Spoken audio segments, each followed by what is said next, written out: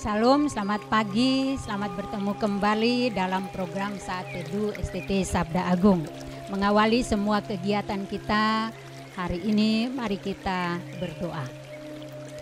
Bapa di surga, kami bersyukur karena di pagi hari ini kami boleh menikmati rahmat-Mu yang baru bagi kami.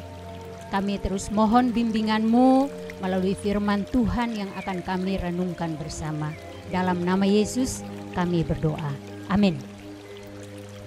Pagi ini kita masih akan membahas tentang karunia Roh Kudus, secara khusus tentang karunia bahasa roh.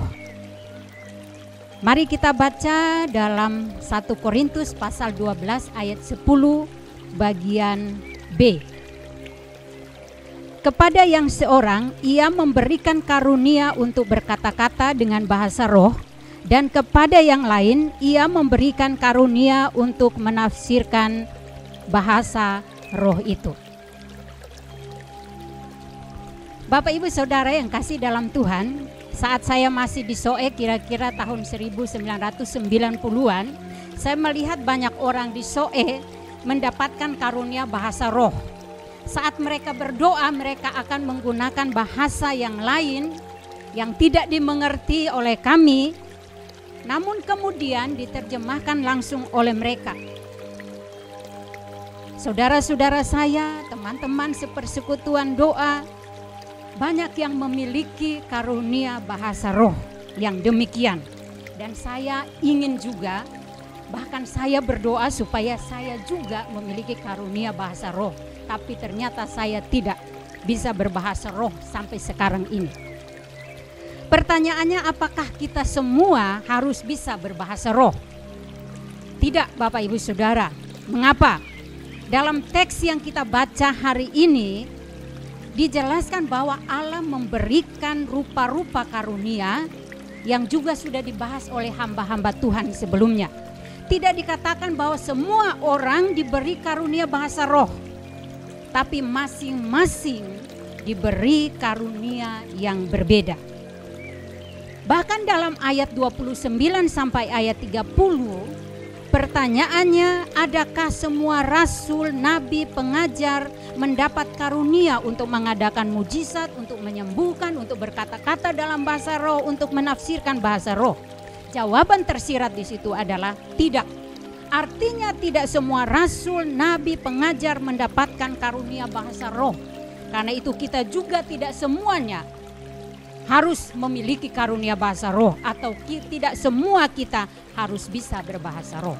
Bapak Ibu Saudara yang kasih dalam Tuhan Yesus Kristus, bahasa roh atau bahasa lidah diterjemahkan dari kata Yunani glossolalia yang muncul pertama kali dalam Kisah Rasul 2 ayat 1 sampai 13. Dan glossolalia yang terjadi pada hari Pentakosta ini merupakan bahasa manusia. Buktinya orang-orang yang mendengar para rasul itu berbicara dalam bahasa asal mereka sendiri, sekalipun para rasul sebenarnya tidak tahu bahasa mereka. Sedangkan bahasa roh yang dimaksudkan dalam 1 Korintus pasal 12 dalam teks ini bahkan sampai pasal 14 adalah bukan bahasa manusia atau bahasa yang tidak dimengerti oleh manusia. Bahasa roh ini dipahami dan digunakan oleh gereja zaman sekarang ini. Bahasa yang diucapkan tidak dimengerti oleh manusia bila tidak ditafsirkan.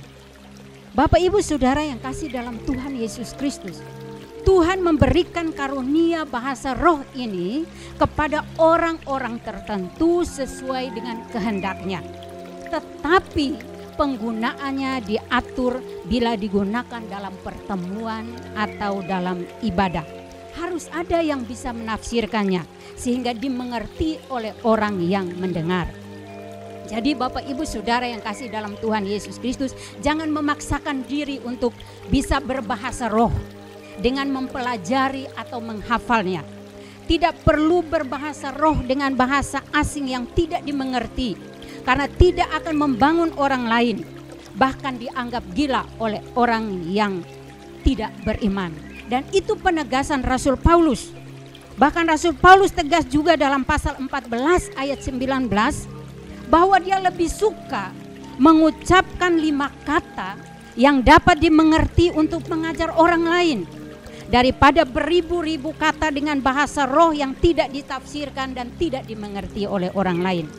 Saudara yang kekasih di dalam Tuhan Yesus Kristus, saya mau tegaskan bahwa sebenarnya bahasa dan perkataan kita setelah kita bertobat dan percaya Yesus haruslah adalah bahasa roh yang pengertiannya tidak hanya terbatas pada bahasa yang tidak dimengerti.